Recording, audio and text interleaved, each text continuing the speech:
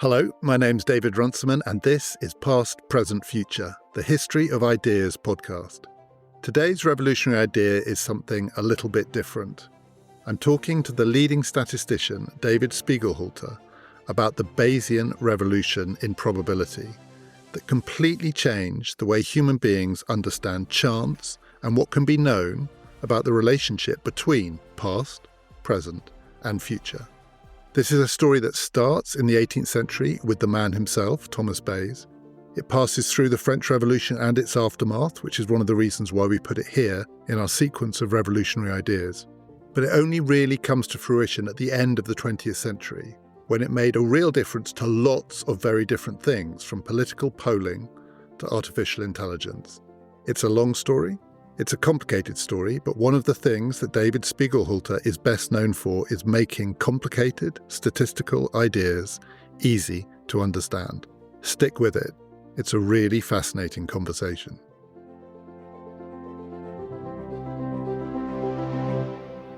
David, maybe we should start with the man himself. It's his name that has now been attached to the revolution, the Bayesian revolution, if that's what it is, and we'll be talking about the time frame over which this unfolds. But it is a story that goes back to the 18th century, and it starts with a pretty obscure Presbyterian minister called Thomas Bayes, who came up with a solution, potentially, to a deep puzzle in how human beings to that point had thought about probability. So let's start with the puzzle before we get on to his solution. How was probability framed conventionally in the middle of the 18th century? And what was the Bayes puzzle that he then came up with a completely original answer to?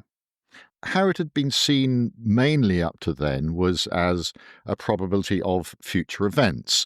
If you imagine flipping a coin, we'll judge that the probability would be a half that it would come up heads. And people had done the calculations, people like de Moivre, earlier in the 18th century to show that if you flip a coin, say 200 times, you'd expect it on average to come up heads 100 times, but what the variability around that would be, which is a sort of deduction from the assumed probability model to work out what the probability of what you might observe in the future. And that had sort of been done. But what was called the inverse problem had not been done. In other words, if you had just observed a sequence of heads and tails and you were trying to judge what was the underlying probability, the underlying chance of coming up heads, because you didn't know whether the coin was balanced or unfair, that problem had not been done. And that's what Bayes did. And in a way, one of the ways I think this was conventionally understood at the time was a gambling problem. And in some ways, isn't it? It's the difference between the conventional view trying to work out the odds of something happening and something happening and trying to work out if you're being cheated by someone who's rigged the deck or rigged the coin. It's from effect back to cause. Given that something has happened, can we work out whether the underlying cause is not what the conventional probability would tell you? Yeah, and for a long time it was referred to as the probability of causes. In modern language, we would more think of it as applying probabilities to parameters. When we do statistics and build statistical models, we've got things we actually observe, and they tend to be called X and Y. And many people might remember having to learn this stuff. And the things that are sort of underlying what we can't directly observe but are generating the pattern of data, we tend to give Greek letters, theta and sigma and all this sort of stuff, and they're called parameters. They're the underlying unobservable drivers of what we observe, and statistics, you could say, is about taking the data we've got and trying to infer something about their values. Before we get on to what Bayes himself did, the thought experiment that he ran, I think one other piece of context here is that the biggest puzzle of all, then maybe and now, is trying to understand whether we can infer from the world we see around us some primary cause to which he was a clergyman, to which people have conventionally given the name God. And this is a gambling problem. It's quite a prosaic challenge. And at the same time, for some of the people at this time who were drawn to the approach that Bayes adopted, did it at least hint at the possibility of coming up with a scientific way of understanding the likelihood that God is behind all of this? Yeah, I mean, behind all of this is David Hume, is an empiricist philosopher in the 18th century, and who was deeply skeptical of the idea that from observations alone we could conclude there was some final cause behind it, some deity or something like that. And there were lots of people trying to counter that. Bayes didn't mention that, or didn't mention anything about God in his paper whatsoever. But because his paper was not published during his lifetime, he never tried to put it into a publishable state. It was only after he died that his young friend Richard Price, who we might come on to, got the papers and got them ready for publication. And in his introduction to the paper, he went way beyond what Bayes said. And he said that Bayes' argument was, and I quote, "thus to confirm the arguments taken from final causes for the existence of the deity."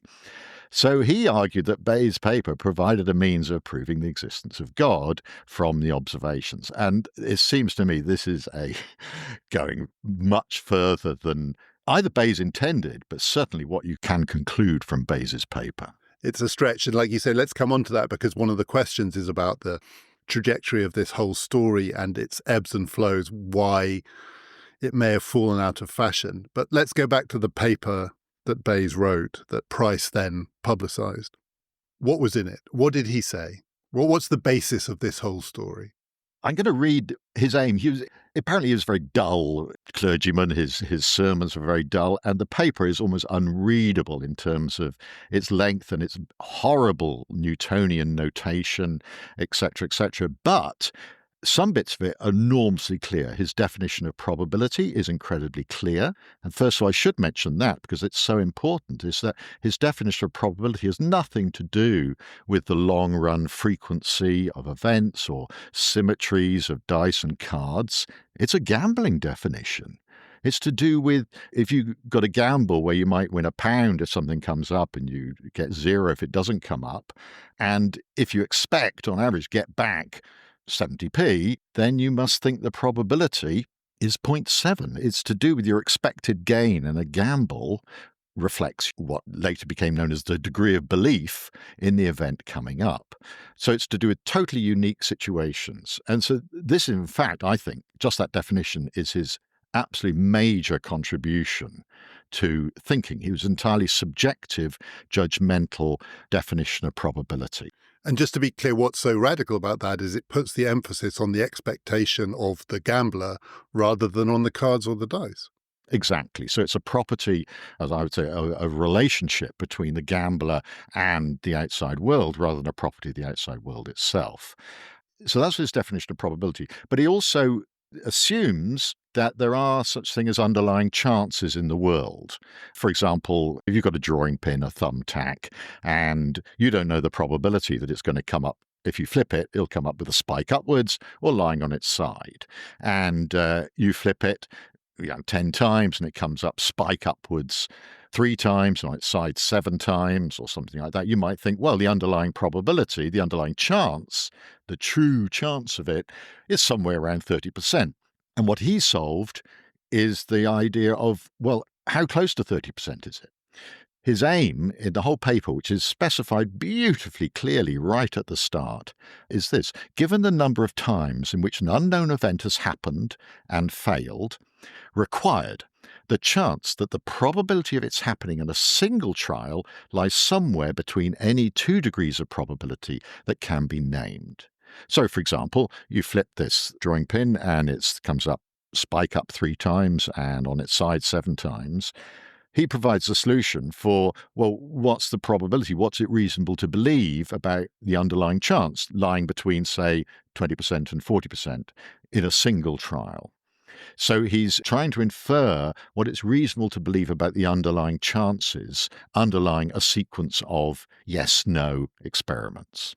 And what's then the illustration that he gives of how this would play out in... This is the other beautifully clear illustration he gives. This is the one bit of the paper that's really clear to read. People sometimes refer to it as a billiard table. It's not a billiard table. It's just a table. And what he imagines is that you've got a table in front of you and somebody throws, with your back turned, somebody throws at random a ball on it, I say a white ball or something like that, and it lands at some point along the table. They then take it away. And your job then is to guess where it landed. But the only information you have is that he's then going to tell you, you're going to throw other balls onto the table at random. He's then going to tell you how many lay on the left side of the unknown line and how many lay on the right side of the unknown line. So it's a bit like the thumbtack, or so whether it came up, spike up or sideways. This is just on which side of the line it lay. I'll use the same example. You're just told we threw 10 balls and it came up on the left side of the line 3 times and on the right side of the line 7 times. And you have to guess where the line is. Now, you kind of feel it's somewhere around, 30% of the way along the table, but you haven't thrown many balls. If you'd thrown 10,000, you'd have a really good idea of where it was, but you haven't got many. So he came up with what it would be reasonable to believe about where that line was, and that belief is expressed as a probability distribution. So a probability for an underlying cause, essentially. I imagine some people listening might think it's going to be a big stretch from that to proving the existence of God, or where this story is going, because this is going to be the basis, among other things, of the machine learning revolution, self-driving cars, all sorts of things. We're going to try and tell a story that gets us from this boring 18th century Presbyterian minister to some of the wilder reaches of Silicon Valley. What is so radical about it? And is one of the things that's going on here, so if I've got this wrong, you're going to have to correct me, but essentially the effects that we're talking about, we're trying to get the underlying cause, even though this isn't a causal relationship, but the effects are the pieces of information that you get, and you're trying to identify where the line is. Each new piece of information that you get clarifies it. So as you say, 10,000 times. So this is not a sort of fixed probability. This is a process, right? Isn't that part of what's so dramatically different here? That this is an ongoing story about refining your expectations with each new piece of information you get. Yeah, we've already come through 2 really revolutionary ideas that, as you said, have had an extraordinary impact in recent times. And the first, which I mentioned, is the fact that we can apply probabilities to our ignorance, to things we don't know about, to underlying causes or underlying states of the world, underlying parameters. And it's quite reasonable to give those probabilities. That is a huge idea, which was fought over for the next 200 years. And just to be clear, that's so radical because before that, the expectation was you could only talk about probability on the basis of things that you knew. The probabilities of degree of belief had been around as an idea. It had been suggested, but it hadn't been put on a formal basis in this way. And then the other idea, as you mentioned, is this is an algorithm for learning from experience. If we make assumptions about what's generating the data that we're observing, but there are certain aspects of that data generation process we don't know about, for example, where the line is on the table, then this tells you in a sequential manner, as we get more data, how do we revise our opinion in the light of that new evidence? And so it is the correct way to update our understanding and our knowledge from new experience, and is now considered the underlying theory for how our brain works.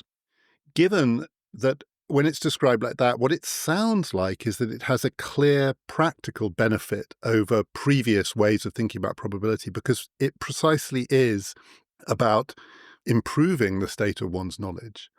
It's about getting better at something. One would think that by the time, say, Price, and then particularly, I think in the story of French philosopher, mathematician Pierre-Simon Laplace also took up the idea. So Price earlier on, and Price is the person on this podcast that we discussed in relation to Thomas Paine. So he's not a boring, obscure clergyman. He's an electrifying clergyman. At the time, he was thought to be among the most important people in the world, up there with Thomas Jefferson as a polymath. He publicizes Bayes' thinking, his paper, his result, but it's Laplace in France before, during, I think he got away during the Terror, and after the Revolution, who also tries to make this the centerpiece of probabilistic thinking. One might expect that once well-known people started to promote it, once it got out of the hands of the obscure clergymen and into the hands of the dominant intellects of the age, its advantages would be clear for all to see. But they weren't, were they? It was extremely contentious. Well, on the timeline, Bayes, it's suggested that he actually wrote this about 1750, died in 1761, it was published in 1763, and then completely independently, Laplace published his paper in 1774. And the point is, Laplace's paper, there's a massive difference between that and Bayes's appallingly written, really opaque explanation. Laplace's paper is extraordinarily clear. It looks similar to how, I taught this stuff to Cambridge students. And he wrote about this and promoted it, and it became, a very serious idea. And Laplace treated the two faces of probability with equal importance. The probability of future events, the idea of chances that we're used to, but also the probability as a measure of our beliefs about underlying causes. He treated them both really seriously. And as you said, he got away. He managed to turn from being a sort of ruralist, then he was a supporter of the revolution, he was a friend of Napoleon, and then he criticized Napoleon when Napoleon fell. And partly because of that, afterwards, when people look back on Laplace, they really thought he was a shifty character. And he developed a very bad personal reputation, which I don't think helped the view of the work he had done in probability. And so gradually over the 19th century, this view of probability as a degree of belief fell out of favor. And, there were still arguments throughout the 1800s about what does probability mean. And the view that probability was, in a sense, a property of the outside world, that it was to do with frequencies, took hold. Not for everybody, but there were people like John Venn of the Venn diagram who strongly promoted those ideas and was deeply against the idea that probability could be used as a measure of degree of belief. So these two ideas just carried on kind of in parallel with some, more theoretical people, more mathematical people still favoring the degree of belief interpretation. But the 19th century was also a time of massive data collection. People like Quetelet and others just accumulating huge amounts of data, plotting the graphs. And that, in a way, that data-rich environment encouraged the idea of probability being just an expression of the way that characteristics vary in the population, the sort of distributions that we're so used to seeing, rather than probability being used for inference about underlying parameters, as they would now be called.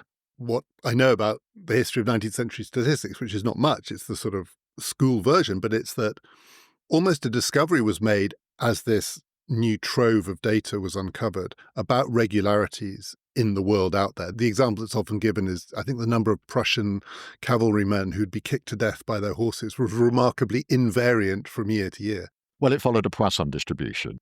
And so there was an expectation that what was out there, now that all that data was available, was much more regular than had been thought or believed. And so there was a kind of objectivity out there.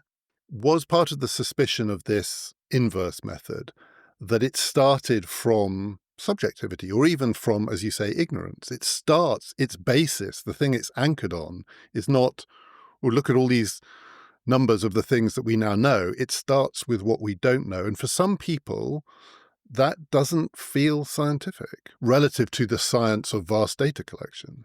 Exactly. And the two aspects about Bayes' work that I really love are the two that attracted the most criticism. The first is just the basic idea that probability can be an expression of personal belief, because that roots it very strongly as a subjective relationship with the outside world. And this was felt to be deeply unacceptable to many people. And the other aspect is that in doing this, what was then called the inverse method, and this learning from experience, you had to start somewhere. You had to start with what's known as the prior distribution, your prior beliefs, before you got any data. Now, Bayes got around that in his nice little table experiment rather neatly by describing that it starts off with someone throwing a ball on while your back's turned, while you haven't seen it. And that, in a sense, specifies that there was a uniform distribution, that the line was equally likely to start on any end of the table. It's a way that's kind of avoiding the problem, because that's saying, well, we start from a position of ignorance. It could be anywhere and equally likely. And then the algorithm works very nicely, the updating. And so one of the other criticisms, and Laplace did the same thing, assuming what's called a uniform distribution over hypotheses. And that was another continuing criticism of the method, that people kind of felt they had to use this uniform distribution, which was in many situations not reasonable. Is it before you start observing each day, was it 50-50 likely that the sun would come up each day? And these are sort of, I think, rather fatuous arguments, went on for years about the probability the sun's going to come up tomorrow and things like that. The point being that this prior probability was a real issue identified in the 19th century and for the following 200 years as well. When I was reading about this, I found myself thinking, we'll move on from Price and Laplace in a second, but I found myself thinking, one of the weird aspects of this story, Bayes was very obscure, but the two people who publicized the basic idea were incredibly well known at the time. I mean, Price was this legendary polymath, radical philosopher, mathematician.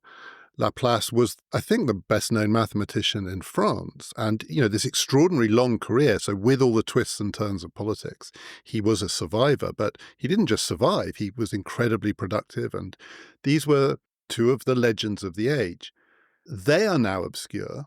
And the Bayesian idea that they promoted fell into obscurity. And I couldn't work out whether they damaged it or it damaged them, in the sense that Price was a radical, like you say. Laplace gained a reputation for being a little bit unreliable politically, and he fell out with a lot of people. He survived the terror. You have to be quite slippery to do that. He fell out with Napoleon. I think Napoleon made him a minister and then ditched him because he thought he was useless. Price was a radical. Whether these people promoting this idea made the idea seem a little suspicious, or whether actually the fact that these were the two promoting it helps explain their fall into obscurity, because the idea fell away for the best part of 100 years. Oh dear, this is where the fact that I'm not a historian of science really comes in, because, what are the reasons? I would actually say that, I'm glad they did promote it, because otherwise Bayes' paper nobody would ever have noticed at all. And so I'm really glad that that was promoted by the people. I'm not sure. These are quite radical ideas, and, we'll come on to what's happened more recently, and it has always been associated with some quite radical thinkers, dissenters in a way, modern dissenters. It's carried on. Now it's become mainstream, but for a long time, it was not mainstream at all. So I think it would have happened anyway because of this data-rich obsession of the Victorian age with categorization, with counting, with labeling, with producing distributions of the number of suicides and the number of this, that, and the other. So it became an age of enormous data exploration, and I think that would have dominated the discussion anyway. Is it true that during the period where the idea fell into relative abeyance, there's still a distinction between the people who were theorizing about probability, the people who were doing it in the academy, but also, as you say, the sort of Victorian, almost civil service view, or the German view that this is, statistics is part of statecraft and all of that. So let's call it the high-level version. And what people were doing practically in various kinds of professions, like in insurance, where the practical value of this seems unarguable, that you're starting from at least some ignorance and you are constantly updating on the basis of new information. Your business depends on your ability to update so that you become relatively less ignorant. That somehow there was a subterranean, I almost want to say underground, continued existence of this approach over the period where the high-end version of it tried to push it away. Well, in insurance, they didn't even realize they were doing it particularly. In insurance, you've got this idea, you've got a whole history of claims in a particular area, and you want to quote a premium to a particular person or a particular company or a particular type of house or whatever. And you've got a little bit of local data about them. So then very naturally, you've got your prior distribution about what the sort of claims might be you've got from all your database. And then you want to tune it to those particular circumstances. And you end up very naturally producing a kind of weighted average between the local data and the more generic data. And it's exactly a Bayes solution. They didn't put it in those terms at the time. They didn't realize they were doing it. It just is the way to solve a complex problem. And that's where Bayesian methods then and now, of course, have come into their forte. It's a way of handling really quite tricky stuff. When you've got multiple sources of information and you've got a whole wodge of background knowledge that you want to apply to a particular circumstance, that's what it's designed for. In other words, you really have got initial judgment. You're not starting from a blank sheet each time you quote an insurance premium. So it required people with real practical problems to solve for its real strengths to come out. When and how did it start to reappear as a formal method with defenders and academic advocates in the 20th century? First of all, I think we need to get back to this much more fundamental idea of what is probability. And the idea of probability, that it's something completely subjective, started coming up again as a strong argument in the 1920s, particularly with Frank Ramsey from Cambridge. This extraordinary man, absolutely my hero. He's the person I'd most love to meet. Unfortunately, he died when he was 26 in 1930. But before he died, he had already criticized his mentor, Keynes, John Maynard Keynes. Keynes's view of probability, that it was some sort of logical relationship, absolutely rooted in objective properties of the world, or logic even. And Ramsey just said, oh no, this is nonsense. It's just went back to Bayes and its subjective betting odds. It's just to do with what odds we'll be willing to accept in a gamble. And he actually derived the whole rules of probability from those basic ideas in 1926. And that was quite extraordinary. And simultaneously, similar work was going on in Italy with an actuary called Bruno De Finetti. So this sort of foundational work, without immediate practical application, was taking place. No one was taking much notice of it in the real world, in the outside world. But this change, it was a resource that later on, post-war, when the Bayesian, in a way, the real revolution started, people could refer back to. They rediscovered this work, essentially. And some people tried to keep the idea of inverse probability alive, right up to the Second World War. But actually, it was really difficult because people like Ronald Fisher had, by 1922, established an incredibly strong basis for statistical inference that did not use inverse probability. It was all based on the idea of likelihood, etc. And wonderful methods that we still teach today is the foundation for much of the way of standard statistical inference. There were, particular applications that were tried, but then in the Second World War, that's when people started applying the methods again. Now, one of the main applications was Alan Turing at Bletchley Park, breaking the Enigma codes. And he wrote in 1942 an entire discussion of the use of probability in breaking codes. And his description of probability is definitely in terms of a subjective expectation. Unfortunately, the British intelligence kept that paper for 60 years before they actually released it. No, 70, so 2012 before it was actually released to the public, which was slightly unfortunate. So Turing was doing all this Bayesian work, including using prior probabilities, updating evidence as new information came in. He was trying to work out, I think it was on the plug board, part of Enigma rather than the rotor settings, using Bayesian methods. But none of it was published. Afterwards, Jack Good, who'd worked with him, sort of hinted at it in some of his work, but they stuck to their secrecy. So it was all had to be rediscovered. So when then do we get to the point, because we're now basically living in a Bayesian world, and the philosophical work was being done again in the 1920s, some of the practical application. And Bletchley Park, if people had known, that would have been a badge that signaled that this was worth doing.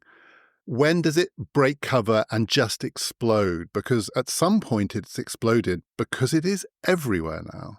Yeah. I think in the 1950s, there was a move towards trying to make statistics a rigorous subject.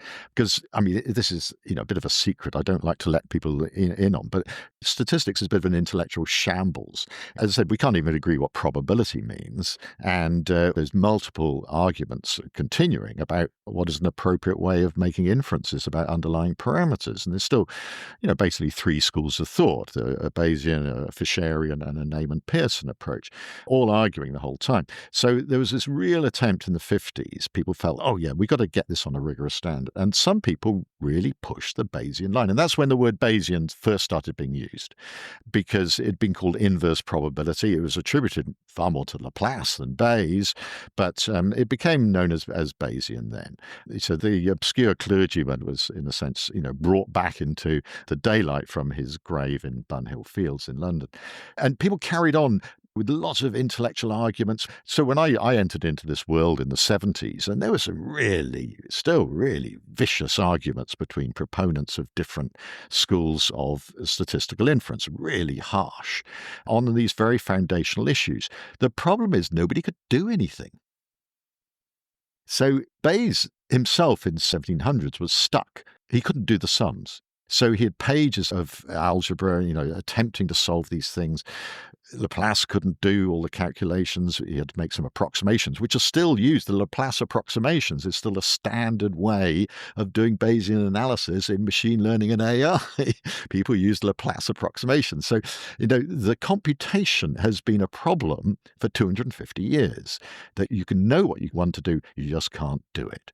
And that was all the way through the 70s and the 80s as I was working in this area, still only being able to do rather trivial problems. And then, at the late 1980s, everything changed.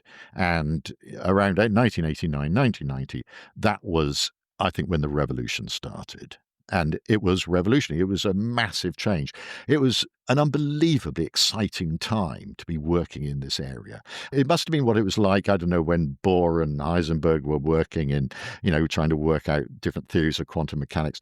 Things were moving so fast, and people were meeting up at meetings and exchanging information, building software, showing new results. It was an incredibly exciting time. And is the thing that changed computational capacity? Yeah.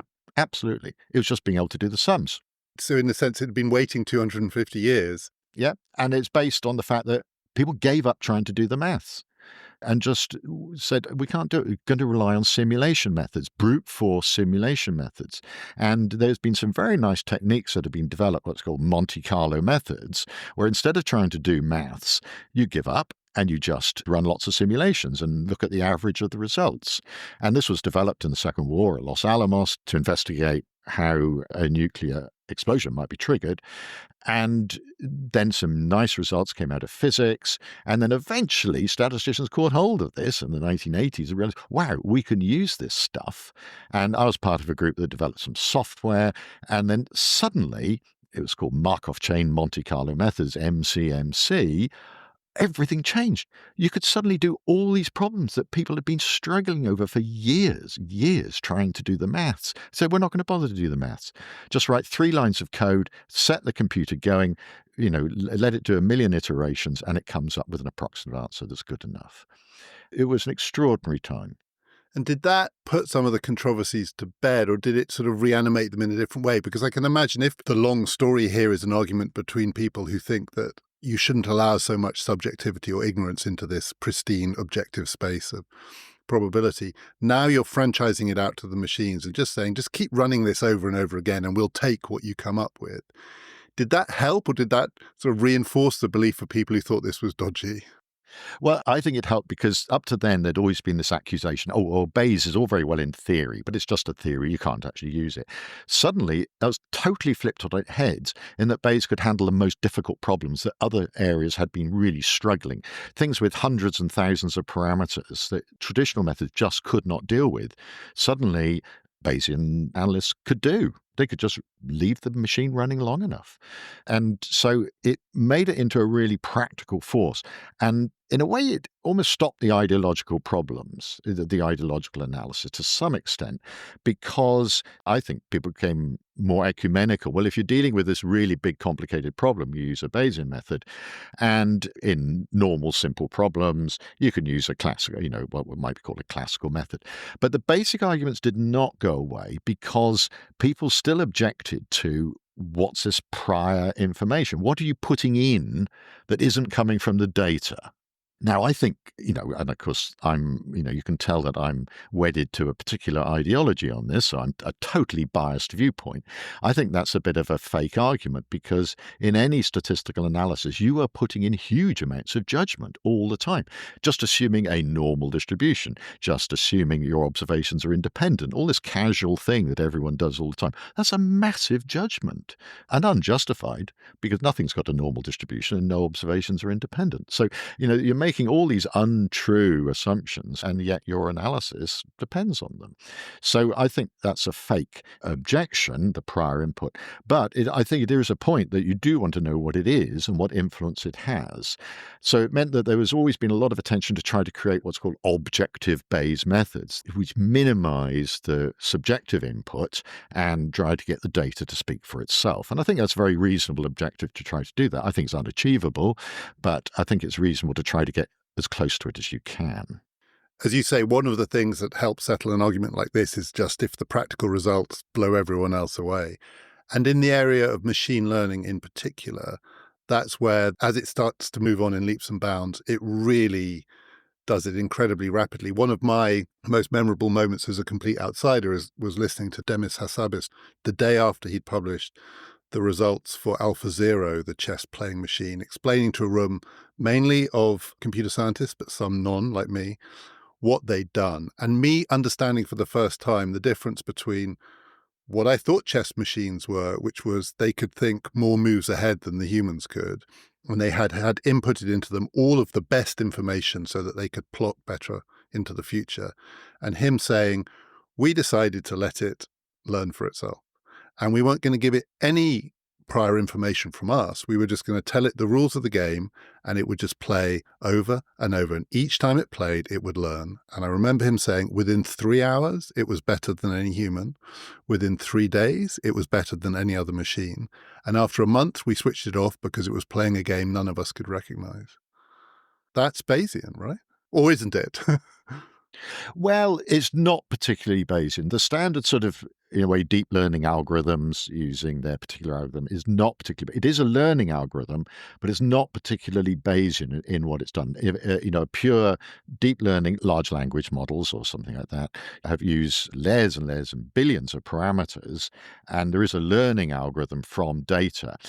So it's learning, but it's not particularly doing Bayesian updating. The applications of Bayesian reasoning, I think self-driving cars are a better idea of application of Bayesian reasoning because Bayesian reasoning excels when you've got multiple different sources of information that need to be pulled in together rather than a single big data source or a single big network that's learning from massive amount of experience, playing itself, essentially. But whereas with a self-driving car, it's actually got to recognize that that is a person, that is a bicycle, that's another car, that's a traffic light, that's another thing. It's identifying features of the landscape around it. And it already has got built into it very strong prior information about what it expects a person to do, how a bicycle to do. A person is not going to move at 100 miles an hour suddenly and things like that. It knows a lot already, and yet it's having to refine that prior information with what it's receiving from the outside about its particular circumstances. And that is the best Bayesian. And these are Bayesian reasoners for self-driving cars. So it's things that have an idea about how the world works. They have a model underlying them, and that is having to be refined all the time to deal with a new specific circumstance. And this is where the Bayesian brain comes in, because there's various people have theorized that this is how humans work. And I think it's established in neuroscience that, we have enormous prior expectations of what we're going to observe all the time. We don't just turn a corner and suddenly it's all completely new, or turn around. We have a very strong idea all the time of what we expect to see next. And then when we see things, it revises those sensations, gives us more signals to send back, and we understand our context. So it's, I think, open for argument how exactly technically Bayesian this is, but some people would say it is actually the updating does follow roughly the rules of Bayesian probability updating. But it's certainly in the way it works, it has got that, well, it's got a similarity to a self-driving car, which does use Bayesian updating methods to understand its environment. We may or may not leave this in. This is for my own benefit. Try and make sense of the difference between the chess example and the self-driving car example. So in the case of the chess playing machine, it's trying to work out, is this likely to be a winning move? And with each new piece of information, it changes its understanding of that. But what it's not doing, which the self-driving car is doing, is trying to work out, is this thing that I'm seeing what it appears to be? Is the self-driving car much more strictly Bayesian because it is still genuinely doing this in the inverse way? It is trying to extrapolate from something that appears before it to what might lie behind that, which the chess computer doesn't need to do. It just has to work out what's likely to happen, and then it refines and refines and refines. Whereas this is trying to say, does this thing that I think is X, is it actually X? It's actually working on probability of causes again. It's trying to work out what is, it's going right back to that basic idea of what is underlying the sensations that are coming in from my inputs, what's actually going on out there. So it's trying to get a sort of understanding of the world around it as it currently is, rather than an algorithm like a large language model. It just produces something from its vast experiences that it's been trained on.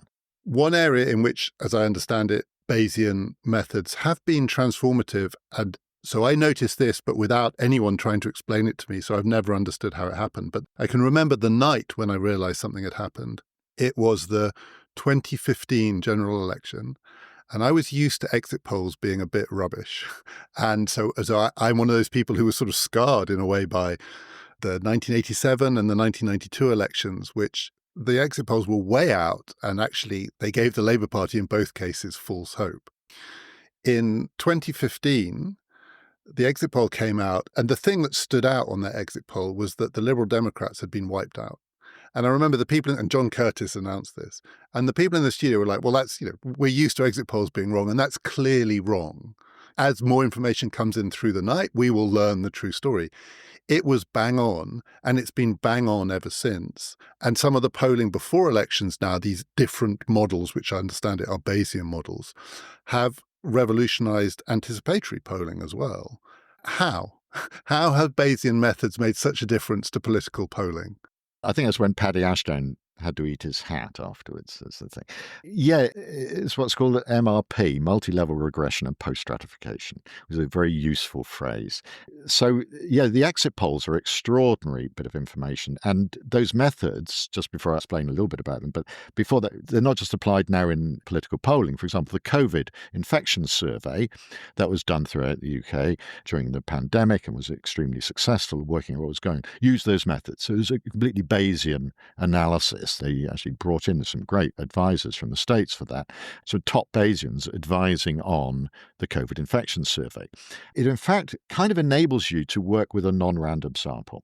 So with the exit poll, you've got a sample of interesting, largely, constituencies, and then you take a reasonably small sample, just a couple of hundred people maybe, in each of those constituencies.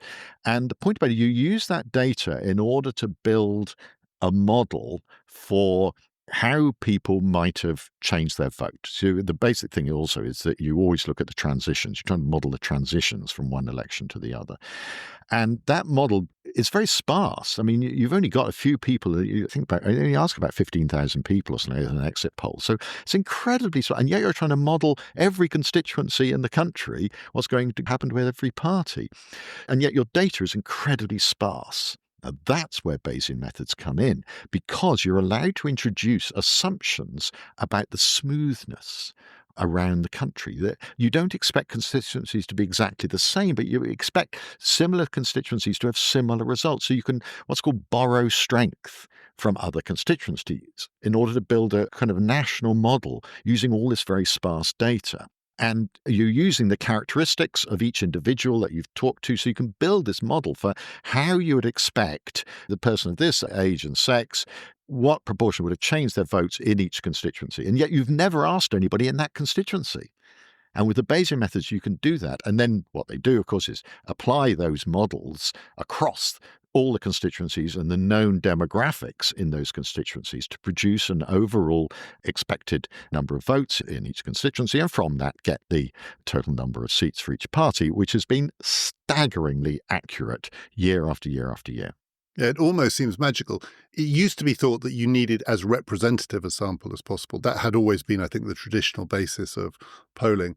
So what's going on here is that even though it is a non-representative sample, you know enough about those kinds of people to extrapolate from that, and then you refine and refine as other of that kind of people give you more information? Yeah, you're using information about those sorts of people from all over the country, but a bit like the insurance, that gives you a sort of general picture, but then you're refining it for particular constituencies as well. But as I said, not every constituency you're even asking anybody at all. They don't ask somebody in every constituency, and yet you are then predicting the vote share in that constituency. Because once you've got what's called a transition matrix, the proportion of people who are changing their vote, and you know what the vote last time, you can just apply that with measures of uncertainty to get a predicted vote share in that constituency, knowing the demographics. So it's a complex business that in principle does not require a representative sample. Now, you do, of course, have to actually cover all types of people.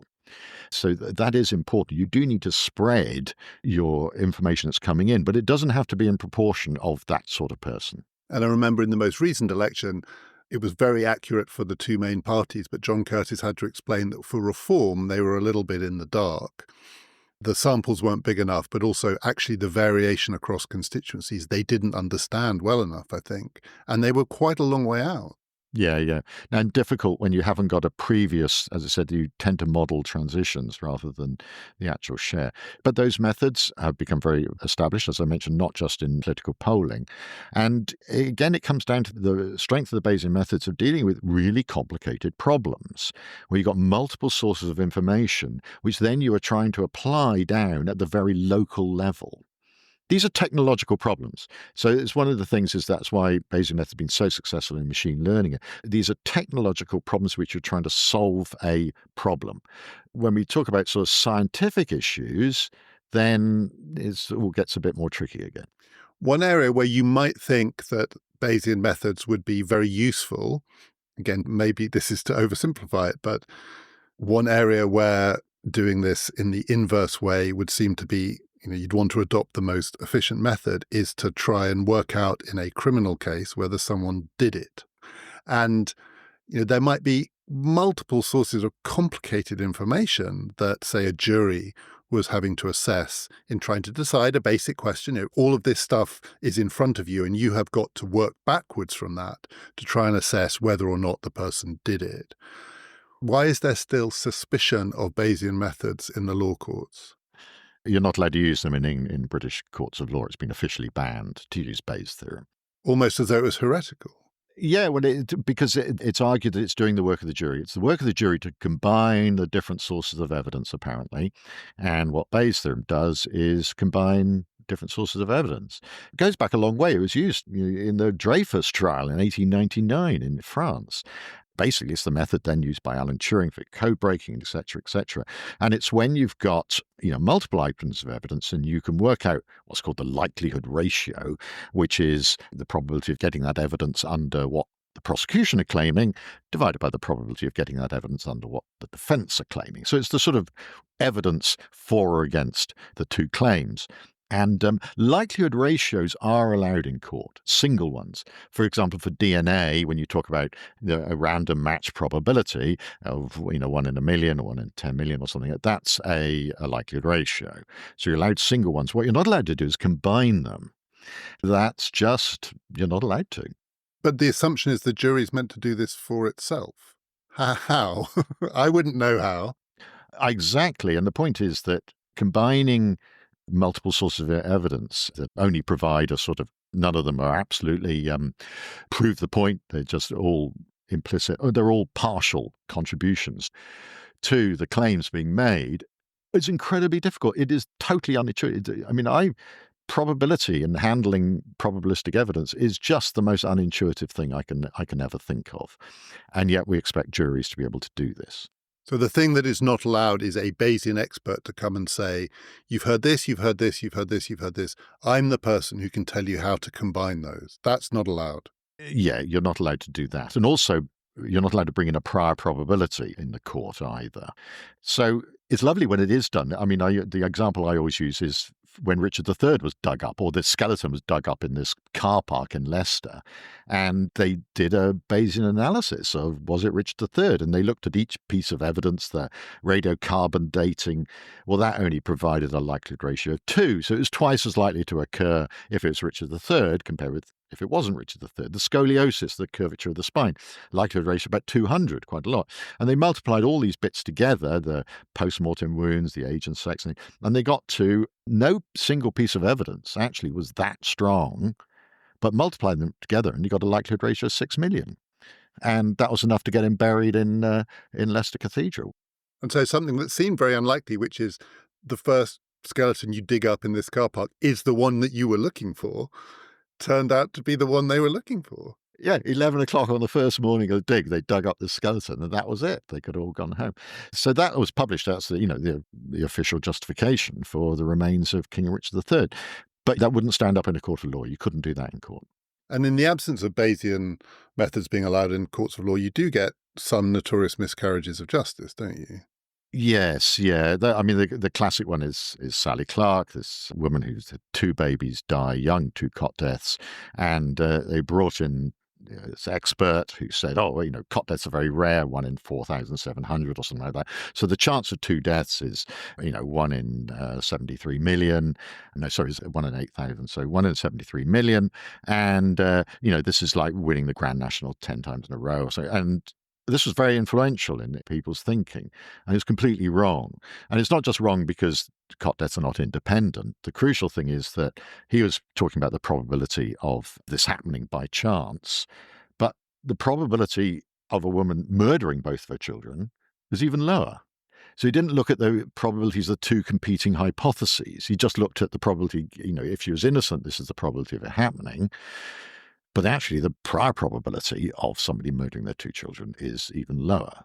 So the reasoning was now that wasn't, there's statisticians who got up and said that, and the judge ruled them out and said, this isn't rocket science or anything like that.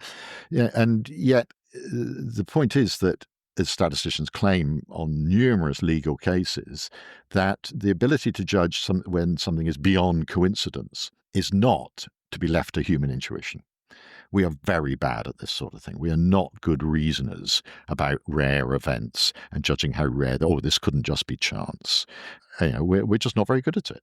And so we really need care and caution about drawing those conclusions. And of course, she got off on appeal.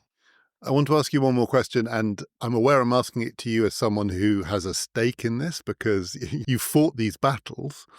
But we have moved from an age, I think even people who, I don't know how widespread recognition of the term Bayesian is, but it's definitely more out there than it was even 5 or 10 years ago.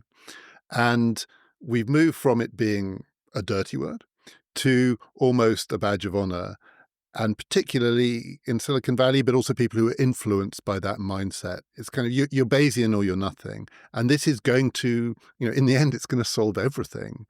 Do you think there's a danger that the pendulum has swung too far the other way, and there's a sort of hubris around some of the real proselytizers for the fact that some of them will say the Bayesian revolution is the most important revolution of them all? Yeah, I've been involved in this for 50 years, and I become much more ecumenical, I think, and I'm not a big proselytizer. In fact, I often don't mention the B word, as I refer to it, when I'm writing stuff that actually is rather Bayesian about what is the meaning of probability or something. I tend not to use the B word because it is associated with this sort of, millennial movement sort of thing, and I don't think that's an advantage at all. I think it's very much more reasonable to look at, what is the appropriate way of handling this particular challenge that you've got.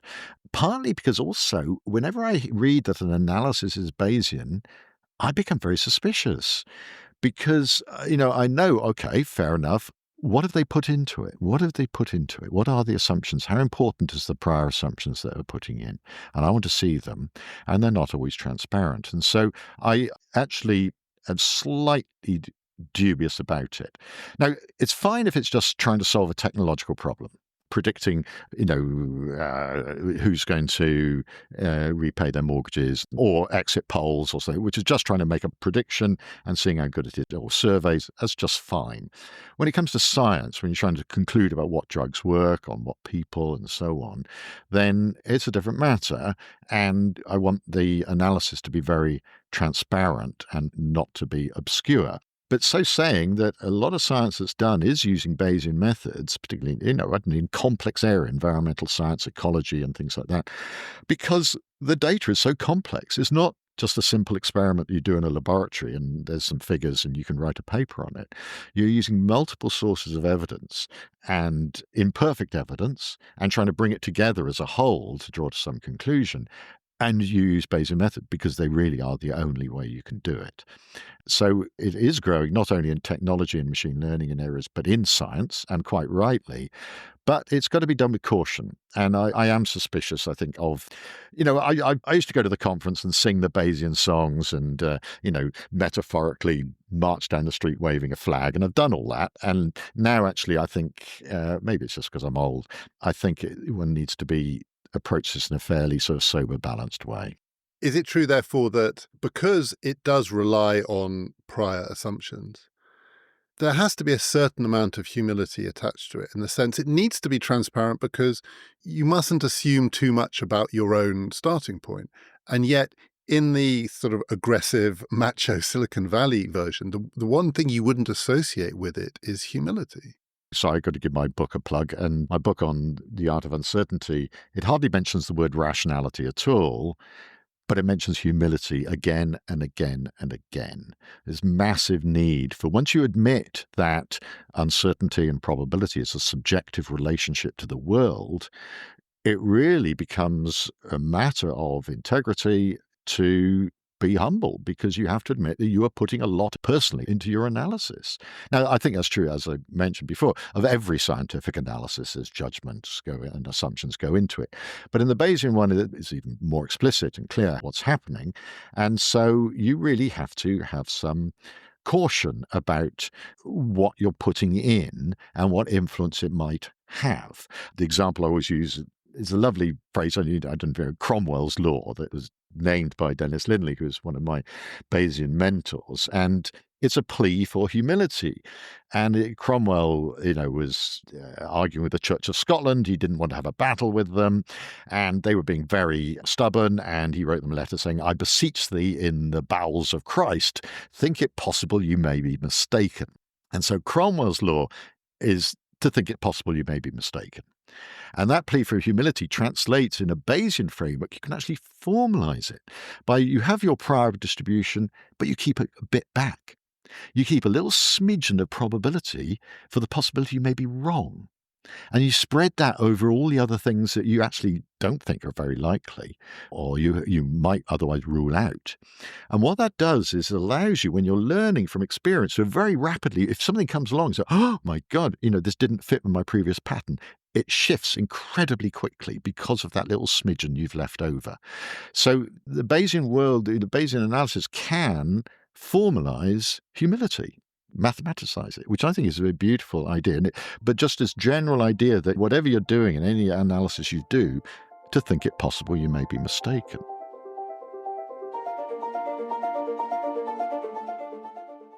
There is a new edition of our fortnightly newsletter available now.